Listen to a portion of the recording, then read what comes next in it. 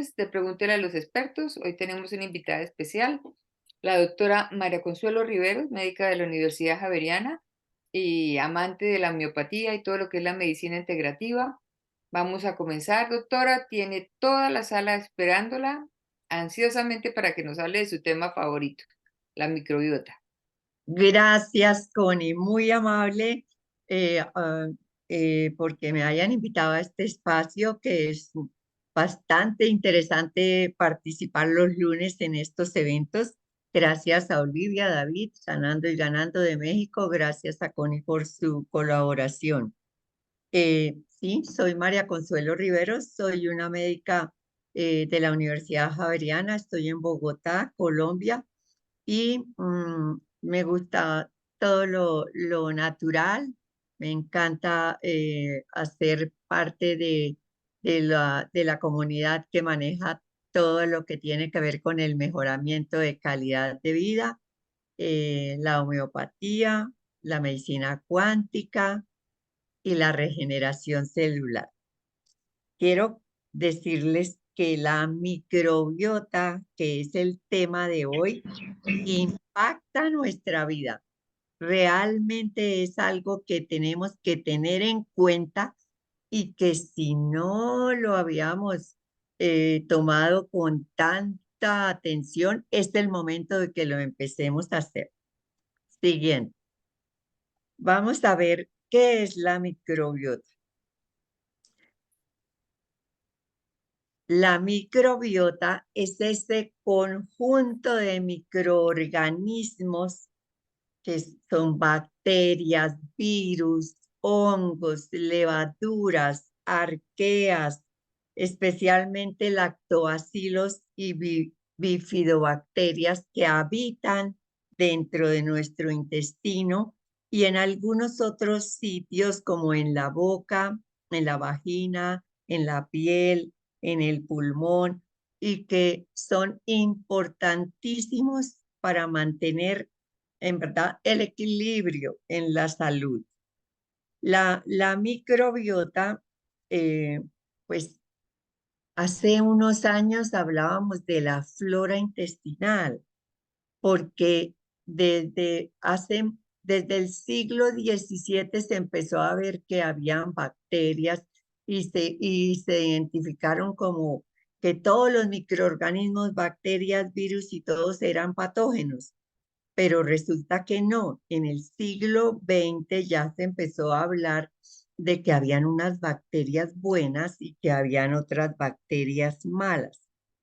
Y entonces, inicialmente se creía que esa cantidad de microorganismos que habían en el intestino eran de origen vegetal y por eso se denominó flora, pero hoy sabemos que no, que son microorganismos, como les digo, especialmente lactobacilos y bifidobacterias. Entonces, hoy es lo normal decirle la microbiota. Les hablé que no solo tenía bacterias y hongos y levaduras, sino arqueas. Arqueas son unos microorganismos an- antiquísimos, o sea, son muy semejantes a las bacterias unicelulares, pero son antiquísimos y todavía hay tribus, hay como regiones que conservan alguna de estas tipo de bacterias antiguas que han resistido todos los cambios que hemos tenido en el organismo y en el medio ambiente. En un hombre más o menos de unos 70 kilos, tenemos unos 100 billones de microorganismos. Bueno, hay unos que dicen, bueno, ¿qué somos? ¿Más microorganismos o más células? Bueno, ahí todavía está en la discusión, pero son billones de microorganismos. Como les digo, en un hombre de unos 70 kilos, esto alcanza a ser más o menos como unos 200 gramos. No es que sea mucho, pero la cantidad es enorme y sus funciones y sus actividades son enormes. Cuando hablamos de la microbiota y el hombre es cuando aparece el concepto de simbiosis. Simbiosis, ellos nos necesitan y nosotros necesitamos a las bacterias. O sea, es un verdadero ejemplo de simbiosis. Eh, entonces, es muy importante tener en cuenta la microbiota. ¿Y cuándo aparece la microbiota en nuestro organismo? Pues, ¿cómo les parece que, o sea, se instala la microbiota en el momento del nacimiento, en el parto? Y por eso es tan importante cuál fue la vía de nacimiento, porque no es lo mismo cuando es un nacimiento vía cesárea que cuando es parto vaginal. En el parto vaginal es cuando empieza el bebé a llenarse de todas estas bacterias y microorganismos que están allí y empieza a crecer su microbiota. Entonces es muy importante la vía de nacimiento. Se ha visto que los niños que nacen con cesárea tienden a tener un sistema inmunológico más débil.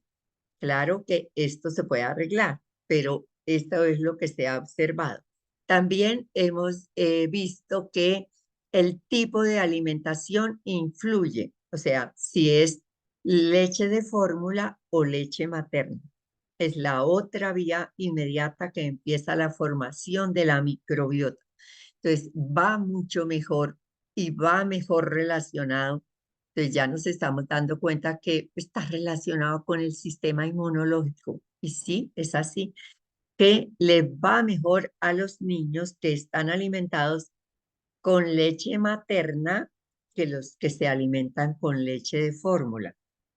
La microbiota va cambiando a medida que vamos creciendo, a medida de la alimentación, a medida del medio ambiente, y esto hace que la microbiota de cada persona sea individual. Cada uno tiene su propia microbiota. Siguiente.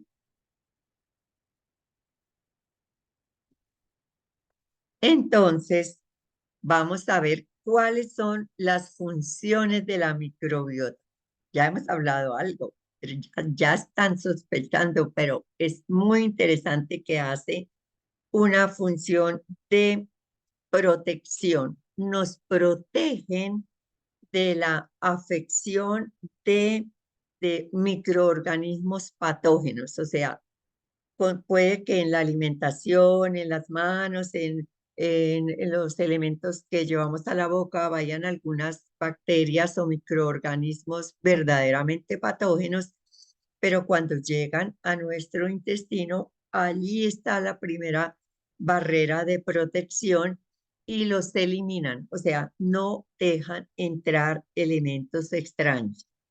Claro que esto a veces se ve alterado porque si, por ejemplo, en el estómago que está el ácido clorhídrico que ayuda a destruir lo que no es necesario para allí y elementos que descompone, pero si consumimos agua con los alimentos, disminuimos la calidad del ácido clorhídrico y se pueden pasar más bacterias no deseadas a el intestino delgado y entonces tiene más trabajo la microbiota.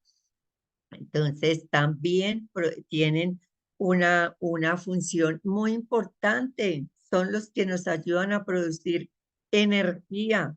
Entonces, vamos a darnos cuenta que hay pacientes y personas que de pronto viven agotadas, cansadas, dicen, yo como bien, yo duermo bien, tengo un hábito de vida saludable y vivo agotada. Hay que ver si están cuidando su microbiota.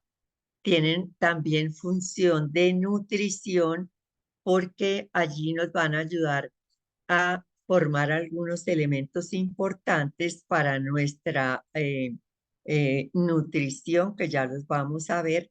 Y uno de los principales eh, funciones es la barrera inmunológica, no solo en la detección de microorganismos cuando ingresan, sino también en la permeabilidad del intestino, que vamos a ver que esto es sumamente importante.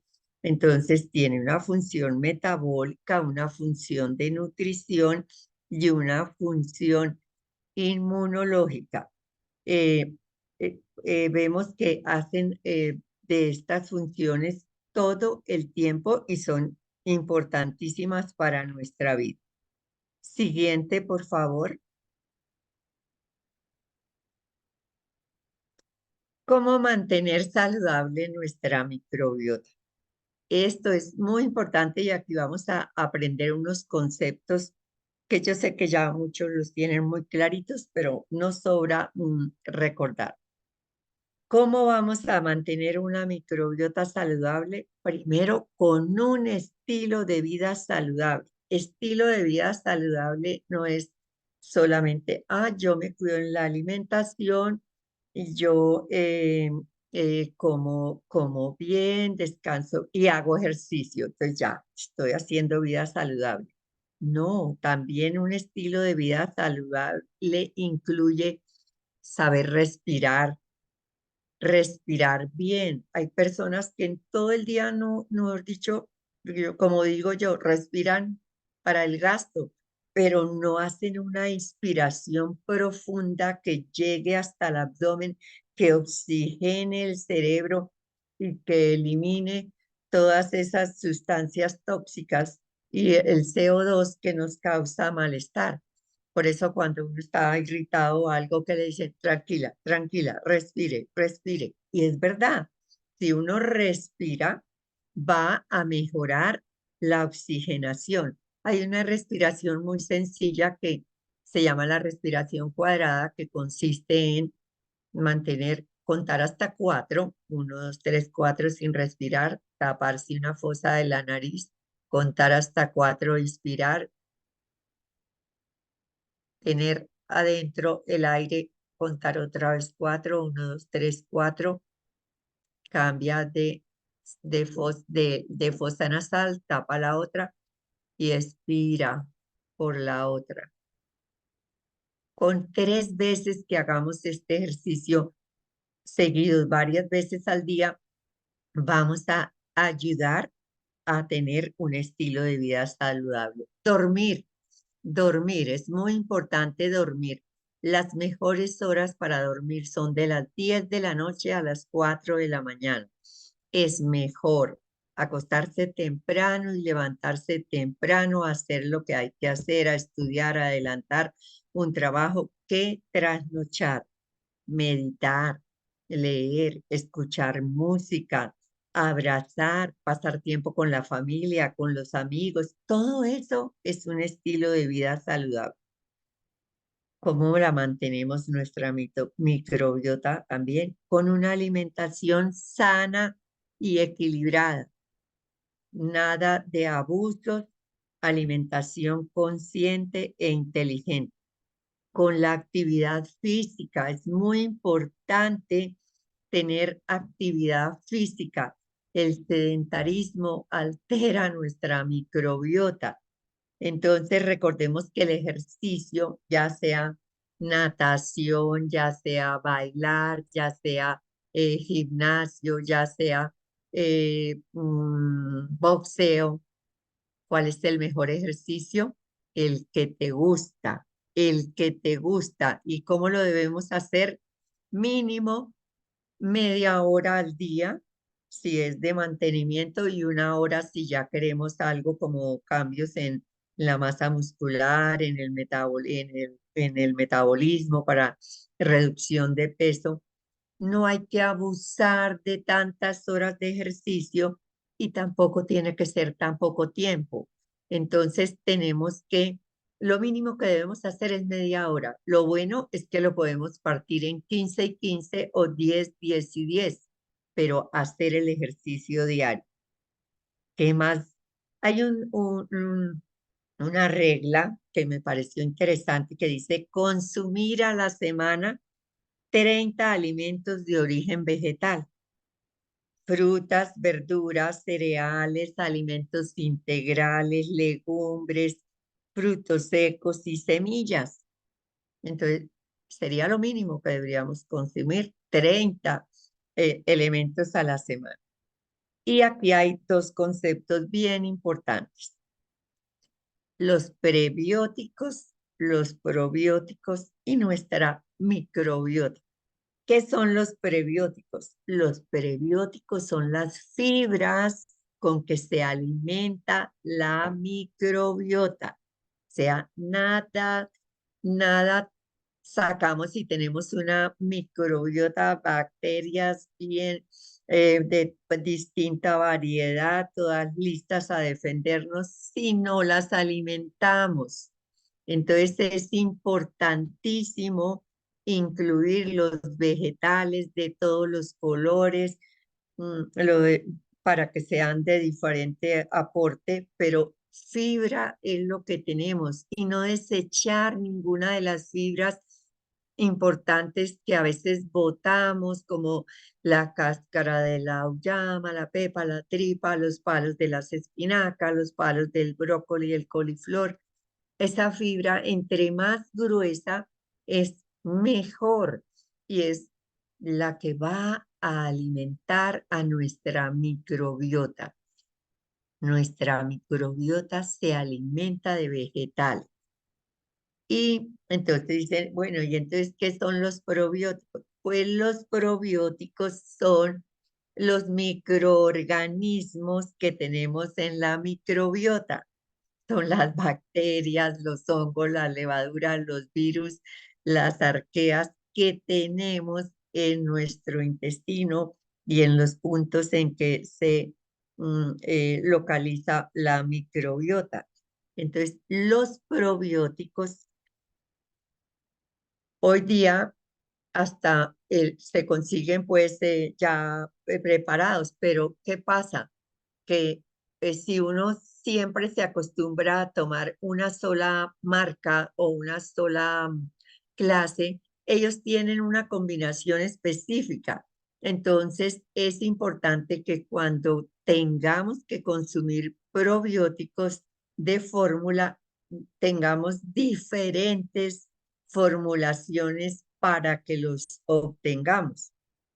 Los probióticos también son los que nosotros llamamos las bacterias buenas, que son los que están en el kumis, en el yogur, en el kefir, en la kombucha, en los fermentados, en todos los fermentados. Por eso hoy día es muy importante y ha aumentado el consumo de estas sustancias porque son las que nos aportan esas bacterias buenas, que son las que conforman la microbiótica. Tenemos otro concepto que son los postbióticos, que son los elementos importantes que nos produce la microbiota. Por ejemplo, la vitamina K, que es muy importante para la sangre, sabemos que es de acción a nivel plaqueta, a nivel sanguíneo, y para los huesos también. La B12, que es una vitamina que es producida precisamente en la microbiota y que es muy importante porque o sea, es de origen vegetal, o sea,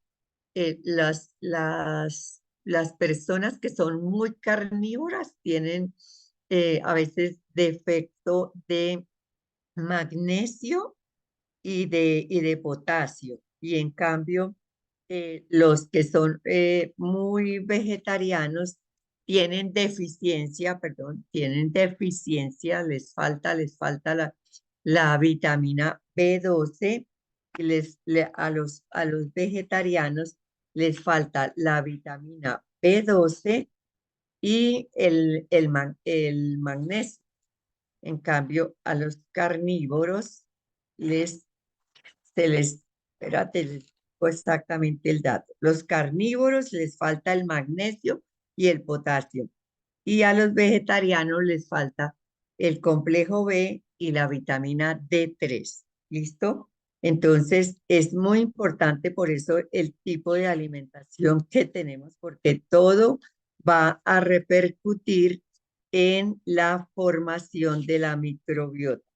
Otros probióticos tenemos que es el butirato, que el butirato es un ácido graso de cadena corta que es muy importante eh, porque se ha relacionado con la formación de divertículos y que tiene que ver con mantener la buena permeabilización del intestino, o sea, que no se abran espacios y se torne permeable.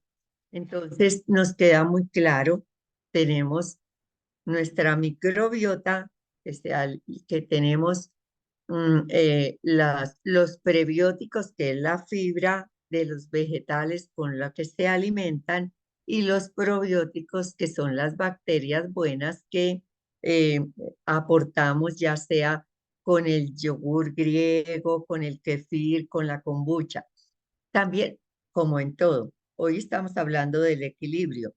Si abusamos de estas sustancias y aumentamos demasiado las bacterias que debemos tener en la microbiota, viene un concepto que se llama SIBO. SIBO es el exagerado consumo de probióticos. Entonces, no es bueno abusar, sino mantener todo en equilibrio. Siguiente, por favor.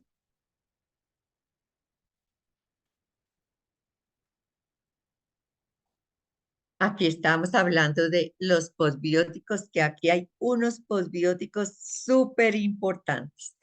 Hemos hablado que en la microbiota hay una relación muy importante en la producción de algunas sustancias que se llaman los neurotransmisores y están entre los posbióticos que se producen allí adentro.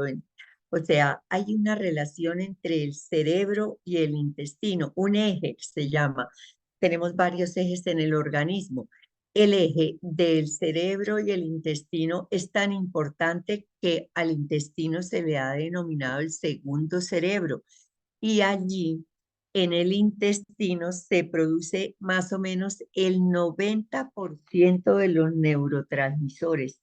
Y estos neurotransmisores son importantísimos. La serotonina y la dopamina son dos neurotransmisores que son relacionados con la felicidad y el placer. Y estos son posbióticos. Se produce, como les digo, el 90% en el intestino y sus funciones son muy importantes. La serotonina, pues que es la de la felicidad, también nos ayuda a controlar el apetito, el estado de ánimo, la temperatura corporal, el sueño, el deseo sexual, la ansiedad y la depresión. Entonces, mira cuántas cosas ocurren, cuántas patologías o cuántos síntomas que a veces presentamos y que no, ¿y por qué será? Y pues porque tenemos la microbiota alterada y entonces la serotonina no se está produciendo en la cantidad que es y la dopamina, que es la del placer, es la de el enamoramiento, la de la relajación, la de la memoria y el aprendizaje. O sea, importantísima la microbiota. Claro que sí, tenemos que mantenerla muy bien, tenemos que cuidarla porque es demasiado importante, demasiado importante. Entonces, estamos viendo que es muy importante cuidarla con el estilo de vida saludable, la alimentación sana, la actividad física, con el consumo de tanto de los prebióticos como los probióticos en moderada y la cantidad que necesitamos. Pero hay cosas que la alteran. ¿Qué altera la microbiota?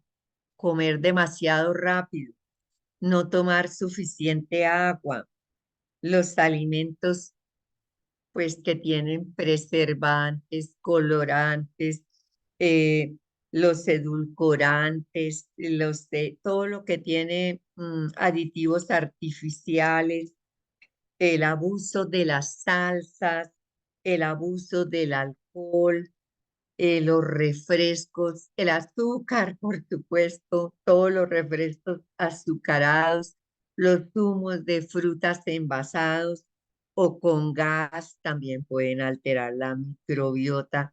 Y algo que siempre nos ha alterado la microbiota, los antibióticos, el abuso de los antibióticos, el mal uso de los antibióticos, porque recordemos que a veces presenta a la persona un dolor de garganta que puede ser un virus y toman antibiótico. Tienen el comienzo de un resfriado, antibiótico. Y no, esos antibióticos mal usados y o sea, nos van a causar daño en nuestra microbiota. Por supuesto, también los AINES, que son los analgésicos antiinflamatorios no esteroides, también pueden alterar nuestra microbiota y otras sustancias químicas. Por eso fue que se alteró tanto la microbiota, porque en el siglo pasado, pues fue la era de los antibióticos y las personas, hoy día ya tenemos más conciencia y sabemos que es por tantos días que el recetado, pero sin embargo se abusa. Pero en el siglo pasado se abusó muchísimo y entonces esa microbiota se fue alterando y acordémonos que como eso se pasa de generación, como, o sea, así como en los mamíferos se pasa a través de la leche materna, como la mamá que tiene mejor, el niño tiene mejor microbiota si fue alimentado con seno, pues se van perdiendo algunas de esas bacterias arqueas que llamábamos que ya no quedan hay personas que ni siquiera tienen arqueas. ¿Por qué? Porque han cambiado y alterado el uso de los antibióticos. Perfecto. Siguiente. Entonces, tenemos otra palabra que es disbiosis. ¿Y qué es la disbiosis? Disbiosis es cuando hay una alteración de la microbiota. ¿Con qué se asocia esta disbiosis? Con tres cosas principales, con la inflamación, con el trastorno inmunológico y con la permeabilización del intestino. Entonces, eh, en la inflamación, ¿qué tenemos? En la inflamación tenemos todos esos trastornos que se presentaban y se presentan todavía como distensión, gases, intolerancia a los alimentos, a veces diarrea, a veces estreñimiento, trastornos en el apetito, que dolores, que cólicos, que calambres, que molestias en el intestino y que se estudiaban y no correspondían a una patología del colon, hacían su colonoscopia, no tiene ninguna cosa que le pueda estar alterando, hacían la endoscopia tampoco, entonces, pero tenían molestias. Hoy día ya sabemos que esa es una alteración de la microbiota y que lo que tenemos que ir a arreglar es precisamente el buen funcionamiento de la microbiota. Hoy día casi todas las especialidades tienen que ver con la microbiota, porque como vemos hay desde trastornos de colon irritable hasta trastornos de depresión y trastornos de alteraciones de, por lo menos en la función sexual. Entonces, ve que la microbiota es algo súper interesante de cuidar, de mantener. Entonces, la inflamación es la primera área que vemos que hay disbiosis. En el trastorno inmunológico, hoy día sabemos que el sistema inmunológico hay que empezarlo a cuidar ¿en dónde? En la microbiota. y que si hay una alteración del sistema inmunológico nos volvemos vulnerables a cualquier tipo de enfermedad, desde infecciones frecuentes o afecciones virales o alergias o enfermedades como el asma. La obesidad también tiene que ver, la diabetes y cosas más serias como placas amiloides en el cerebro que están relacionadas, por ejemplo, con el Alzheimer. Entonces, eso es muy importante. Y la tercera es la permeabilidad intestinal, como estamos viendo en la diapositiva. ¿Qué es la permeabilidad intestinal? Esa alteración consiste en que los neurocitos, que son las células del intestino, que aquí las vemos, deberían estar pegaditas, pegaditas, pegaditas y hacer su función directo y solo pasar lo que son los nutrientes y las cosas que deben pasar. Pero al hacerse inflamación y lesión, se separan y entonces se permea, se hacen espacios que puede pasar patógenos, toxinas, comida que no está digerida, y entonces que vamos a tener alteraciones serias de inflamación crónica que puede llegar a afectar todos los sistemas. Y entonces hay, o sea, cambia el estado de salud del paciente, no se siente bien. ¿Por qué? Porque empieza un proceso inflamatorio crónico y todos sabemos que todas las enfermedades siempre se asocian con algún proceso de itis en alguna parte, que cuando ya lo vemos a nivel externo es porque ya causó una patología. O sea, cuando nosotros ya tenemos, como vemos aquí en las diapositivas, de estas dos diapositivas son de una muy famosa nutricionista que las hemos tomado para la presentación de la doctora Sonia Pavarelli. eh, Hasta que ya lo vemos. Entonces, ay, que tengo tiroiditis, que tengo Alzheimer, que tengo una enfermedad coronaria, que el cáncer, que la enfermedad de Crohn, que la psoriasis, la diabetes, cualquier patología que ya se ve y dónde inició en una inflamación crónica porque se permeabilizó el intestino y salieron sustancias que no deberían haber salido y empezaron un proceso crónico de inflamación que solo nos va a causar problemas. Siguiente.